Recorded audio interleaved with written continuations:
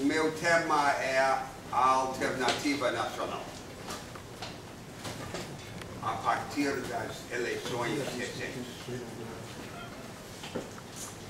E a relação entre a construção da alternativa nacional e a ruptura com o nosso colonialismo mental. Eu divido a minha apresentação em 3 partes. Na primeira parte, eu abordo 3 realidades que teremos de enfrentar para construir a alternativa necessária ao país. Na segunda parte, eu esboço as diretrizes desta alternativa, no seu conteúdo institucional básico. E na terceira parte, eu trato do método, da maneira de fazer. Primeiro, as realidades. A primeira realidade a enfrentar é que o Brasil está travado. O Brasil parou. O Brasil, que é um milagre de energia humana, está hoje cerceado. Este cerceamento tem uma expressão circunstancial e uma raiz profunda. A expressão circunstancial desta trava é o esgotamento do nosso modelo de desenvolvimento econômico. Em anos recentes, o Brasil cresceu, fiado numa estratégia de desenvolvimento econômico baseada em 2 alicerces. Um alicerce foi a expansão do consumo, do acesso ao consumo, a massificação do consumo, possibilitada pelo aumento da renda popular, pela valorização do salário real, pela facilitação do crédito ao consumo e pelos programas sociais. O segundo alicerce dessa estratégia de crescimento foi a produção e exportação de produtos primários, os commodities, como chamamos. As riquezas da natureza, na agropecuária e na mineração, serviram como meio para adiar a transformação necessária do país. Agora, com o final do boom no preço dos commodities e com as limitações do lado da oferta, não podemos mais avançar deste modo. Por outro lado, e aí vem um segundo aspecto do travamento do país, os milhões de brasileiros que ascenderam a níveis mais altos de consumo descobriram que o consumo privado não basta para ter uma vida decente. É necessário ter acesso a serviços públicos qualificados de educação, saúde e segurança que o Estado brasileiro não presta aos cidadãos. Aí está a natureza do obstáculo que enfrentamos. Este obstáculo é a manifestação episódica de uma realidade mais duradoura. A realidade mais duradoura é o descompasso que define a história do nosso país. De um lado, uma imensa energia humana, uma vitalidade desmesurada, quase cega. E de outro lado, a negação à maioria dos brasileiros de instrumentos e de oportunidades. A maior parte desta energia humana se desperdiça por falta de instrumentos.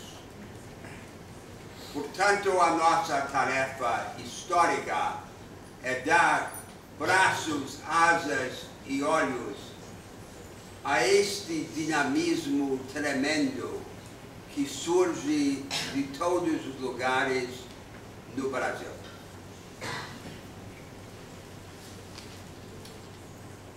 Agora, neste momento da evolução política do Brasil, após as eleições presidenciais recentes, estamos diante de uma encruzilhada muito específica. Como reagirá o novo governo diante do esgotamento do ciclo anterior? Há duas possibilidades. Uma inflexão fraca e uma inflexão forte. A inflexão fraca é fazer gestos de rendição ao mercado financeiro para conseguir algum tempo de sobrevida para o ciclo anterior esgotado. A inflexão forte é começar a construir uma alternativa. Eu entendo que a alternativa é um produtivismo includente, cujo conteúdo eu descreverei na segunda parte da minha intervenção. As duas opções, a fraca e a forte, exigirão sacrifício do mesmo jeito, inclusive sacrifício fiscal. A diferença é que o sacrifício exigido pela inflexão fraca será um sacrifício frívolo, sem consequência. Enquanto que o sacrifício exigido pela inflexão forte será o preço de dar os primeiros passos no novo caminho. A segunda realidade a enfrentar como ponto de partida de uma proposição de novo caminho para o Brasil é entender a natureza da transformação social mais importante que ocorreu no país nas últimas décadas. É o surgimento, ao lado da classe média tradicional, de um novo grupo, às vezes chamado segunda classe média, mestiça, morena, que vem de baixo. No entendimento dessa nova força social, é necessário distinguir as suas várias partes. Em cima, há uma pequena burguesia empreendedora nascente, já composta por milhões de brasileiros que lutam para abrir e manter pequenos negócios, ou para progredir como profissionais ou semi-profissionais, nas grandes empresas. Inauguram no país uma cultura de autoajuda e iniciativa. Filiam-se a novas associações e novas igrejas, especialmente aos movimentos evangélicos. Atrás desta pequena burguesia empreendedora há um segundo grupo, que chamamos de batalhadores, de outros milhões de brasileiros, ainda pobres, que mantêm 2 ou 3 empregos, na luta para ascender àquela condição pequena burguesa. Mas já havendo assimilado a cultura da autoajuda e da iniciativa. E por trás destes batalhadores há uma massa de brasileiros ainda pobres que quer seguir o caminho dessa nova vanguarda. Se o critério da definição da pequena burguesia for um critério apenas objetivo de renda e oportunidade econômica, é ainda uma minoria relativamente pequena dentro da nação. Mas se o critério for subjetivo da orientação espiritual, da emulação, da ambição, é uma grande parte do povo brasileiro. Os emergentes estão no comando do imaginário popular. É a vanguarda que a maioria quer seguir e que dentro da estrutura atual não pode seguir. A democratização da demanda não basta para permitir à maioria seguir o caminho da pequena burguesia emergente. A democratização da demanda se faz só com dinheiro, por exemplo, nos programas sociais. A democratização da oferta, quer dizer, do acesso aos recursos e às oportunidades da produção, exige reorganização, portanto, inovação institucional, e é isto que raramente praticamos na nossa história. Esta é a assimetria básica. Ou tentamos insistir na mera democratização da demanda, obtendo o tempo de sobrevida por gestos de prostração diante dos mercados financeiros, ou partimos para outra e tentamos construir os instrumentos institucionais da democratização da oferta. A terceira realidade a enfrentar tem a ver com a insuficiência do ideário dominante na política brasileira. Este ideário não serve para informar a alternativa necessária. Há muitos partidos, mas no fundo só há uma ideia. É a ideia que eu tenho chamado da Suécia tropical, é a ideia do social. Todo mundo finge ser na política brasileira social-liberal ou social-democrata. O social é o açúcar, com que se procura dourar a pílula do modelo econômico. O povo brasileiro não quer açúcar. O povo brasileiro quer instrumento. Aceita o açúcar se não houver um instrumento. É apenas um prêmio de consolação.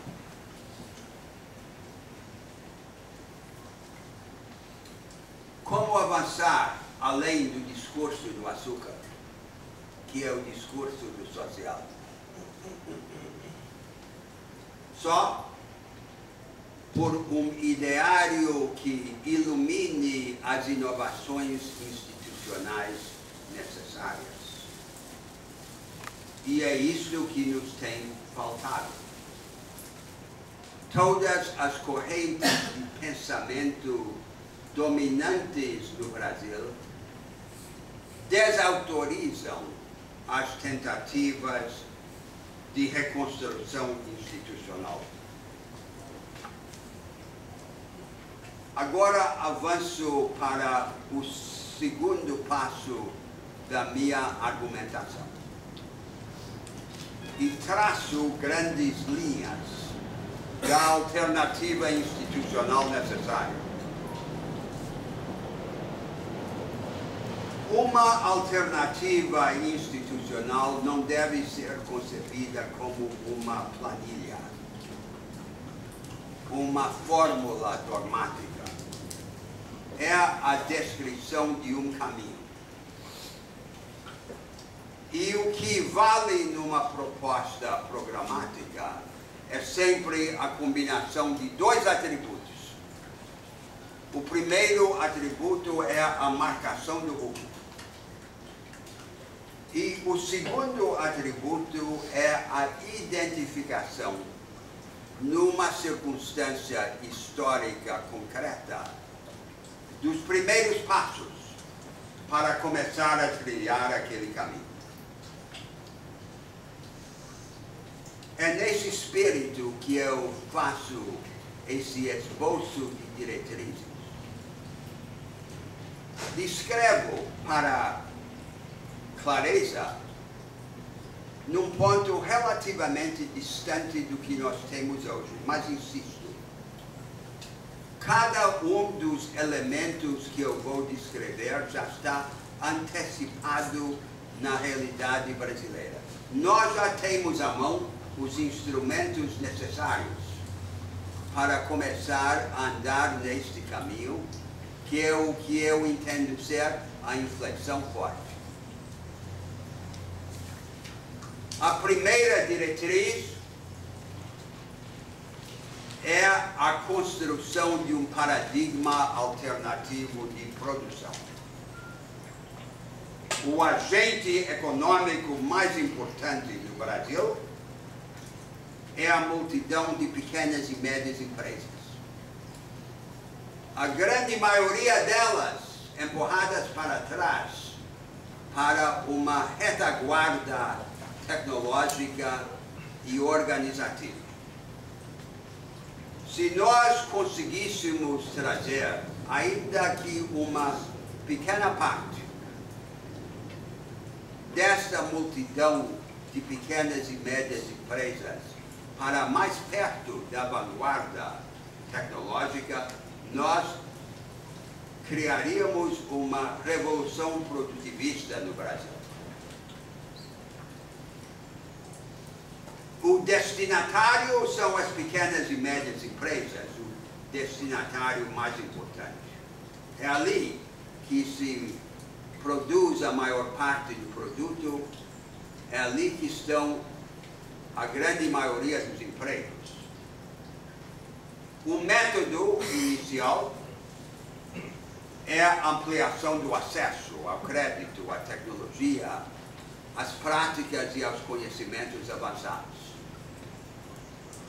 Mas o essencial, logo que se galgarem as primeiras etapas, é a construção de um novo arcabouço institucional, que começa a mexer com a maneira de organizar uma economia de mercado.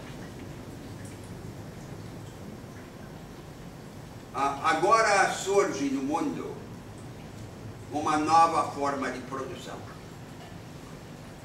Uma forma de produção que podemos chamar de vanguardista. Ela é caracterizada por inovação permanente, por experimentalismo radical, pelo acúmulo de conhecimento e não só de tecnologia. Mas este vanguardismo, em todas as grandes economias do mundo, caracteristicamente se encontra ilhado em setores avançados pouco vinculados com as outras partes da economia. Como podemos ter um vanguardismo fora da vanguarda? Como podemos disseminar as práticas vanguardistas para que elas alcancem os protagonistas econômicos mais importantes, que é essa multidão de pequenas e médias empresas? Essa é a questão. É para isto que nós precisamos construir um novo arcabouço institucional. E este arcabouço institucional tem duas dimensões. Uma dimensão diz respeito à relação entre os governos e as empresas, sobretudo pequenas e médias. E a segunda dimensão tem a ver com a relação entre as empresas, quer dizer, o eixo horizontal e não vertical. Há dois modelos no mundo de relações entre governos e empresas. Há o modelo americano, da regulação das empresas à distância pelo Estado, e ao modelo do Nordeste Asiático, da formulação de uma política industrial unitária, imposta de cima para baixo pelo aparato do Estado. Nós precisaríamos construir, pouco a pouco, passo a passo, um terceiro modelo. Uma forma de coordenação estratégica entre governos e empresas, destinada prioritariamente às pequenas e médias firmas, e que fosse pluralista, participativa e experimental.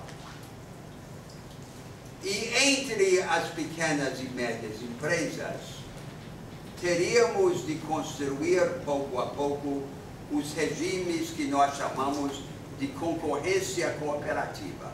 Quer dizer, as pequenas e médias empresas continuam a competir umas contra as outras, mas ao mesmo tempo fazem mutirão de certos recursos para alcançar economias de escala.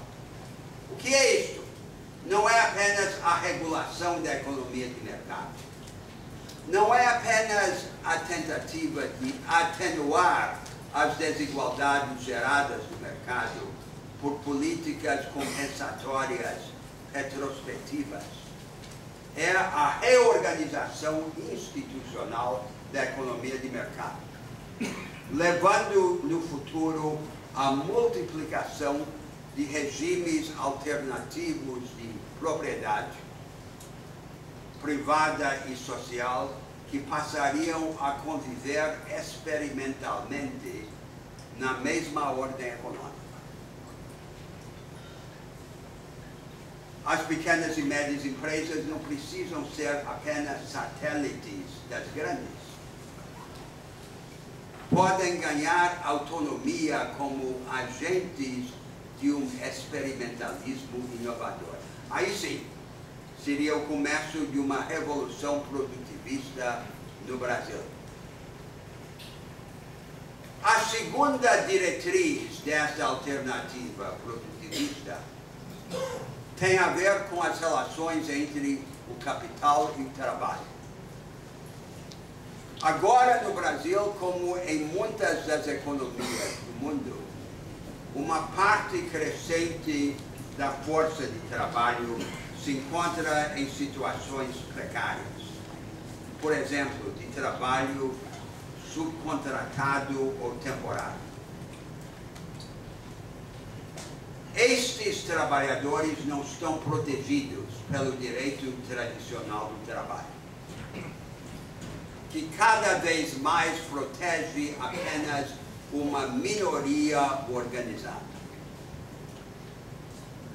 Aquilo que nós entendemos ser a forma natural da organização do trabalho, que é a reunião de um corpo estável de trabalhadores em grandes unidades produtivas, sob a égide de grandes empresas, pouco a pouco se torna uma anomalia. E o trabalho e a produção passam a ser organizados em escala mundial, na forma de redes descentralizadas de acertos contratuais. Qual será a consequência? Será a universalização da precariedade? Ou conseguiremos inventar, ao lado do regime tradicional do direito do trabalho, um segundo regime para proteger, ou representar e organizar esses trabalhadores precários? Essa questão tem uma relação direta com o nosso futuro econômico. Como muitos países de renda média, nós estamos presos numa prensa entre economias de produtividade alta e economias de trabalho barato. Nosso interesse é escapar dessa prensa pelo lado alto da escalada de produtividade e não pelo lado baixo do aviltamento do trabalho.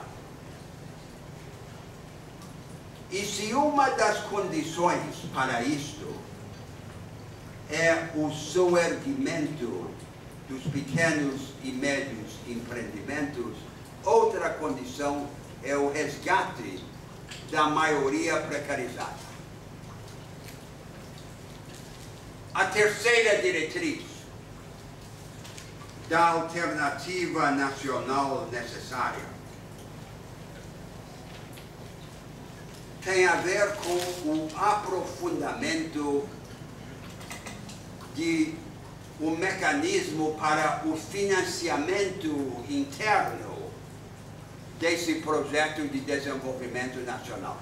Nós não podemos ficar de joelhos diante dos mercados financeiros.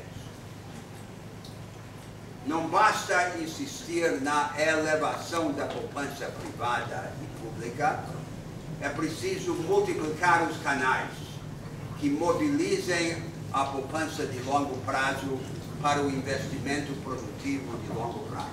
Por exemplo, aproveitando o vasto capital que existe nos sistemas previdenciários para financiar os empreendimentos emergentes e inovadores. Estas primeiras três diretrizes têm a ver com a democratização da economia de mercado. As seguintes duas diretrizes, a quarta e a quinta, dizem respeito à capacitação dos brasileiros. Não teremos uma alternativa como esta se não organizarmos uma revolução no ensino público. Hoje nós temos no Brasil um ensino dogmático de decoreba. Precisaríamos substituí-lo por um ensino analítico e capacitador. As características necessárias a esta alternativa educacional são as seguintes. Primeiro, que o foco seja o cultivo das capacitações analíticas. O básico, análise verbal e análise numérica. E não informação ou memória. Segundo, substituir o enciclopedismo superficial, que é o que temos, pelo aprofundamento seletivo. Conhecimento seletivo como ocasião para adquirir as capacitações analíticas. Terceiro, trocar a combinação do autoritarismo e do individualismo na sala de aula pela cooperação na maneira de aprender e de ensinar. Quarto, abordar todo o conhecimento herdado Dialeticamente, quer dizer, toda matéria, toda disciplina deve ser ensinada de pelo menos 2 pontos de vista contrastantes. É a única maneira de libertar a mente. E quinto, em vez de separar o ensino técnico ou profissionalizante e o ensino geral para as elites, ensino prático para as massas, reuni-los num contínuo, transformando ambos, o ensino geral analítico e o ensino profissional, priorizando as capacitações genéricas, as metacapacitações necessárias às novas tecnologias e não apenas o ensino dos ofícios rígidos tradicionais, como faz o modelo alemão que copiamos no Brasil. Como conseguir uma transformação como esta, num país como o nosso, desigual, grande e federativo? Nós teríamos de reconciliar a gestão local das escolas com padrões nacionais de investimento e de qualidade. Para isto, precisamos de 3 instrumentos. O primeiro já temos, um Sistema Nacional de Avaliação. O segundo, estamos começando a ter, um mecanismo para redistribuir recursos e quadros de lugares mais ricos para lugares mais pobres. O terceiro ainda não temos de todo. Associar os 3 níveis da federação em órgãos colegiados que viriam em socorro de redes escolares locais defeituosas para assumi-las temporariamente, consertá-las e devolvê-las consertadas, como se faz com uma empresa em processo de recuperação falimentar. É, portanto, a substituição do federalismo tradicional por um federalismo cooperativo.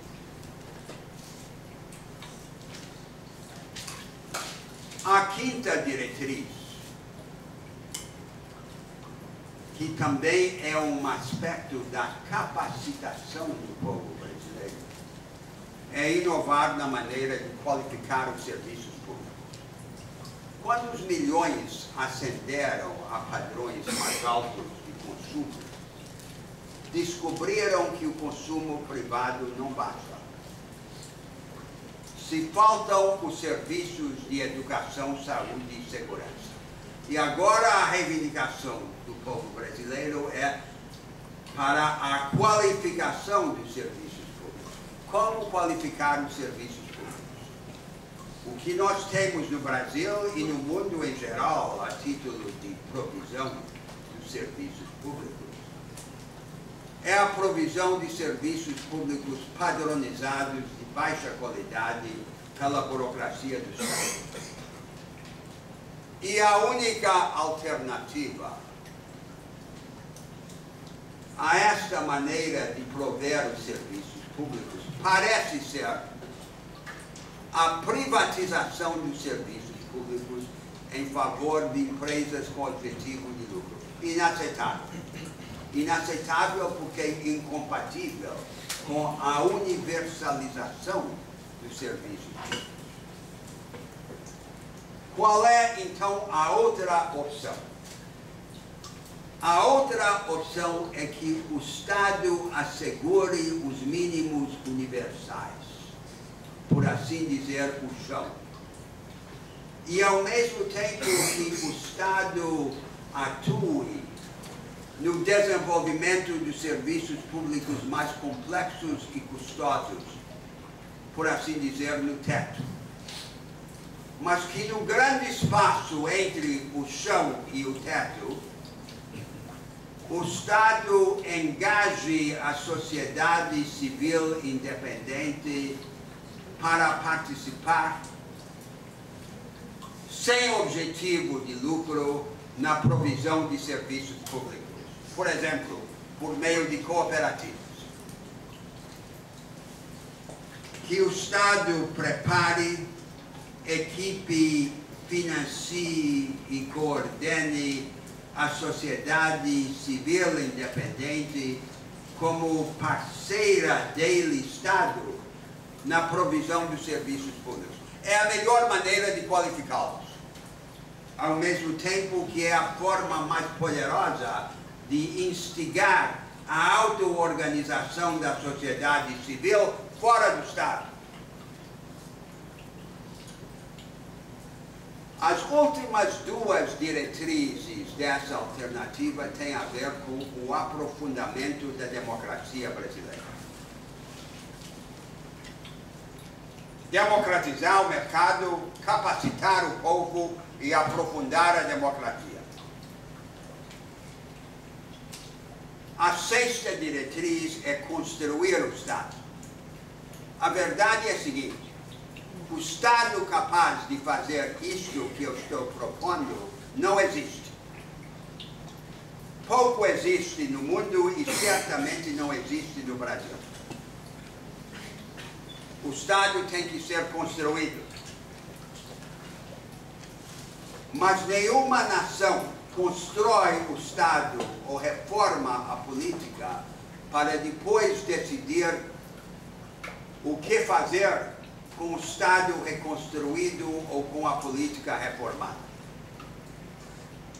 A construção do Estado e a reforma da política só podem ocorrer no meio de uma luta para reorientar o caminho social e econômico do país. A construção do Estado exige três agendas, associadas a 3 séculos diferentes, mas que no Brasil teriam de ser cumpridas simultaneamente. A primeira agenda é a agenda do século XIX. É a agenda do profissionalismo meritocrático do serviço do Estado, das carreiras de Estado. É uma obra inacabada no Brasil. A segunda agenda é a agenda do século XX, é a agenda da eficiência administrativa. Não pode haver eficiência administrativa simplesmente imitando as práticas da empresa privada, transportando mecanicamente as práticas empresariais para o setor público. As práticas precisam ser reinventadas, especialmente quando o paradigma de produção se transforma e passa a ser um experimentalismo radical. E isto nos leva à terceira agenda, a agenda do século XXI, de construção do Estado, que é a agenda do experimentalismo. E eu exemplifiquei com o experimentalismo na provisão dos serviços públicos, pelo engajamento da sociedade civil independente na provisão deles. A sétima, a última agenda é a construção de uma democracia de alta energia. Eu entendo que uma democracia de alta energia é uma democracia que satisfaz a 3 critérios entrelaçados. É capaz de dominar a estrutura, de mudar as estruturas. É capaz de enfraquecer o reino dos mortos sobre os vivos. E é capaz de facultar as mudanças sem necessitar das crises como ocasião para a transformação. Não é o que temos no mundo e certamente não é o que temos no Brasil. Nós temos uma democracia de baixa energia que só muda quando muda se houver grande crise.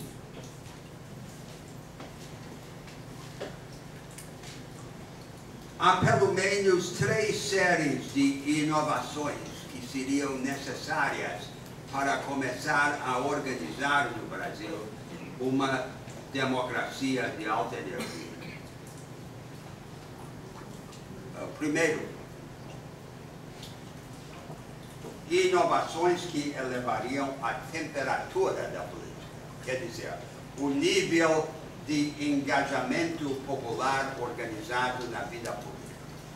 Pelos regimes de financiamento eleitoral, por exemplo, ou pelo acesso gratuito aos meios de comunicação em massa, em favor não só dos partidos políticos, mas também dos movimentos sociais organizados.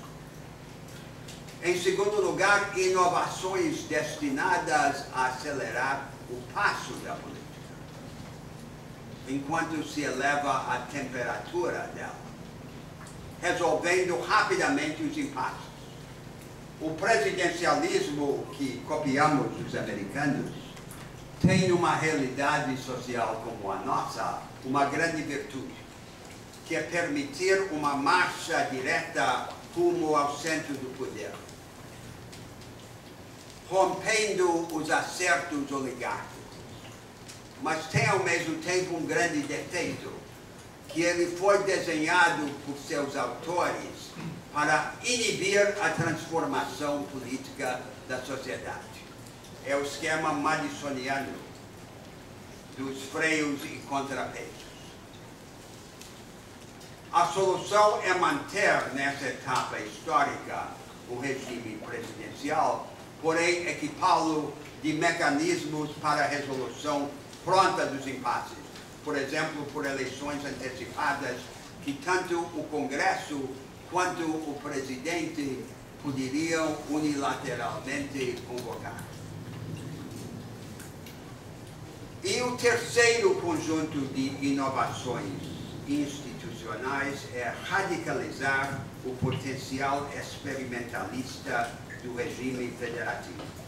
Primeiro, pela organização de um federalismo cooperativo, como advoguei antes, em relação à política social, mas depois permitindo que diferentes partes do país pudessem divergir das soluções gerais e construir contramodelos, alternativas de futuro nacional. Nós temos muitos Brasis dentro do Brasil.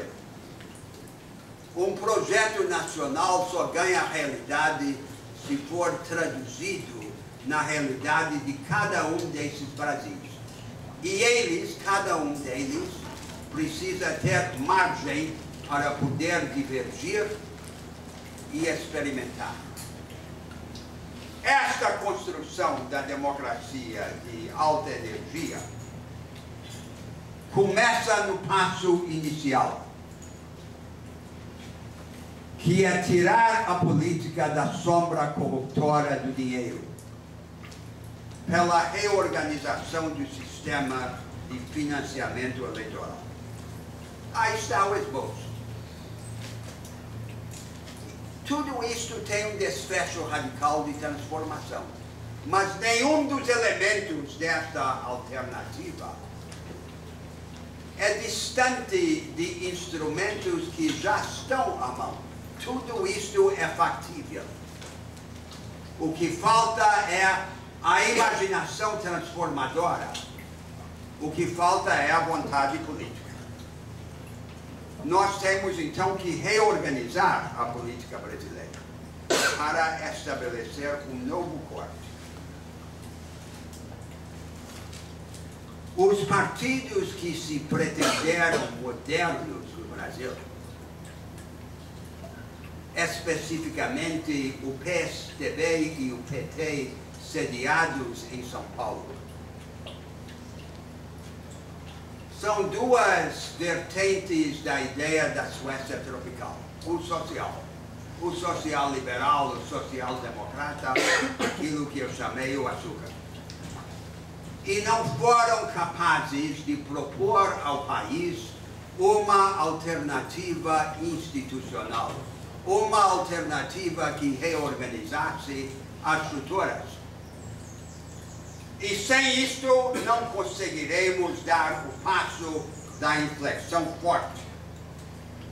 Aquilo que se pretendeu ser moderno é de fato o retrógrado.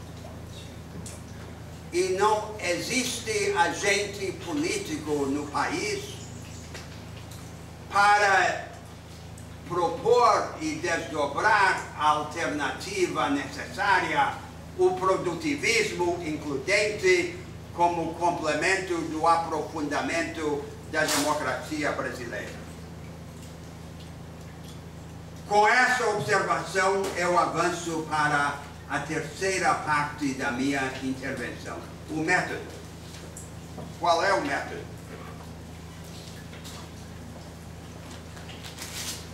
O primeiro elemento do método para avançar nesse caminho é ganhar uma ascendência conceitual. Os conservadores pouco precisam de ideias. O mundo se reproduz por conta própria. Quem precisa de ideias é quem quer sacudir o mundo.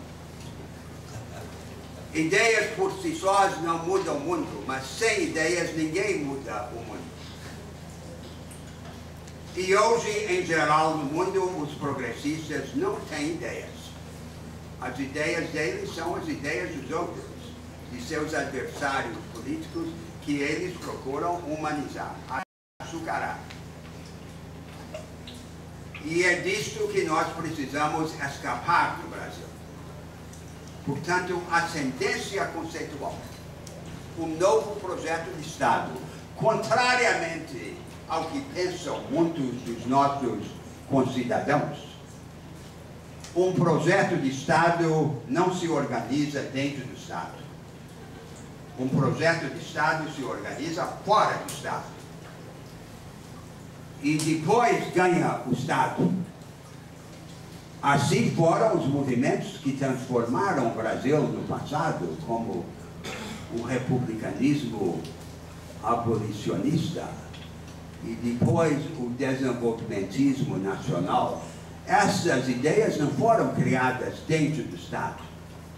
Essas ideias foram criadas fora. E depois ganharam o Estado.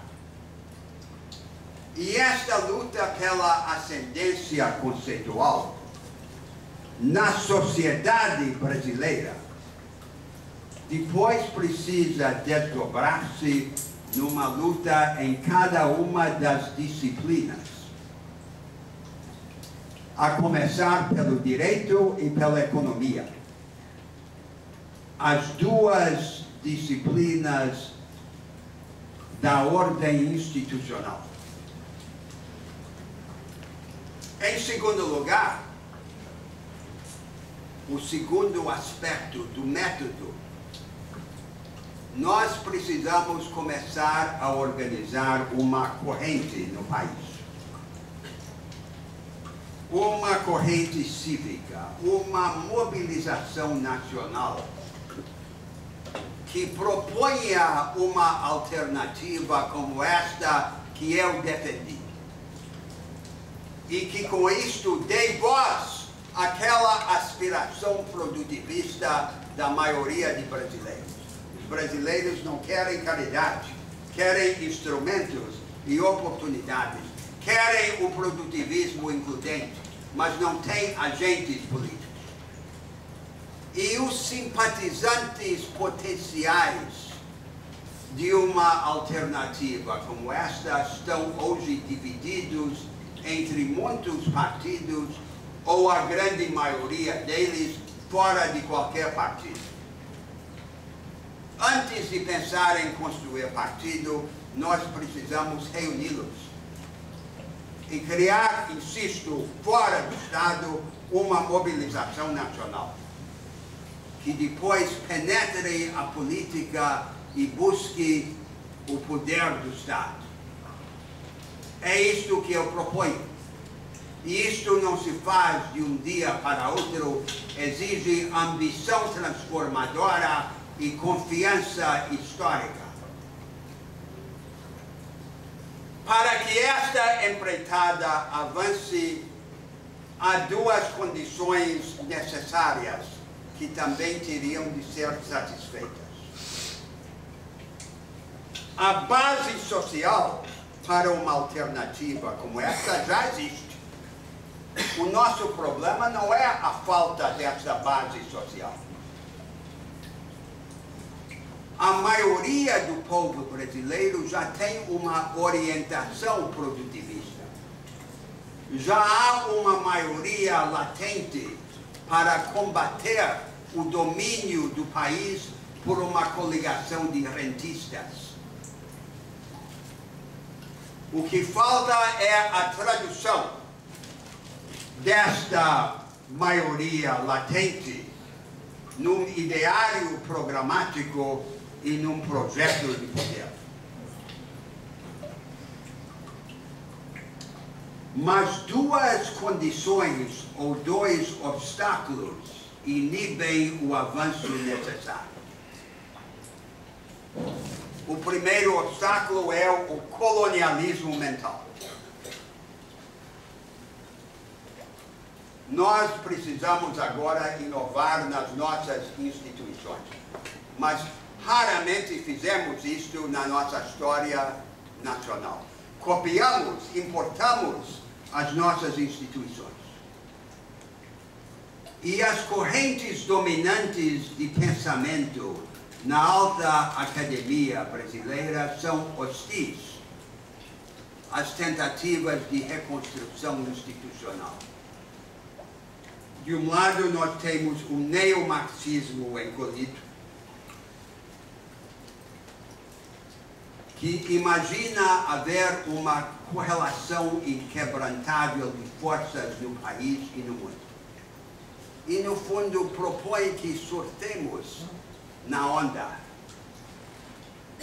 E, de outro lado, nós temos a imitação das ciências sociais positivas no estilo da Academia dos Estados Unidos.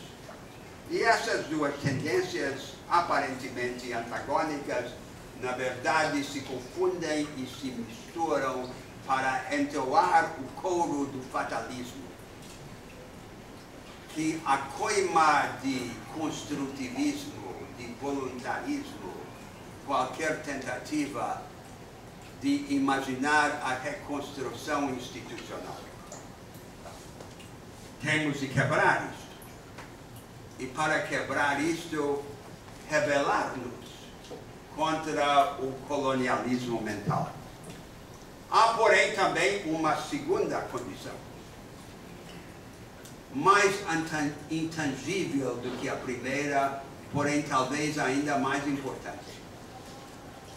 Nada disto pode acontecer se não houver uma minoria cívica, um grupo de cidadãos dispostos à renúncia e ao sacrifício. Um número de brasileiros que vivam uma experiência de arrebatamento, que traduzam o arrebatamento em desassombro, que transformem o desassombro em ação e que por meio da ação adquiram a esperança. Casada com a esperança, a imaginação traz grandeza. E grandeza é o que eu quero para o meu país.